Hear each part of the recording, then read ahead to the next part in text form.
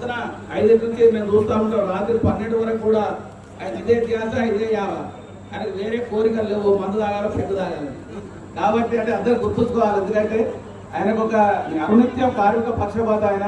మరి దాన్ని మనందరం కూడా మన కార్యకర్తలు మన నాయకులు మరి ఆ ఆశయం సార్ ఏదైతే ఆశయం ఉందో మరి దాన్ని ఇక్కడ లోకల్లో మనం అందరం ఉండి, ఎందుకంటే సారు మరి చాలా పెద్ద పదవి, ఆయన రాష్ట్రం మొత్తం తిరిగే అవసరం ఉంది. కాబట్టి మరి ఏదైతే మరి హక్కులు సాధించడానికి అగ్రిమెంట్ చేయడానికి సార్లు వాడుకొని ఇక్కడ ఆర్గనైజేషన్ అంతా కూడా మనమే మన ఫిట్ దగ్గర నుంచి మన బ్రాంచ్ సెంటర్ వరకు మరి ఇక్కడ నుంచి మనందరం కూడా కృషి చేసి మరి ఏదైతే సార్ మనకు మరి చేసే మంచి పనులు ఇక్కడ కార్యక్రమం తెలియజేసి మరి మన దాదాపు చెప్పినట్టుగా ఇది ఒక ఆరంభం మాత్రమే.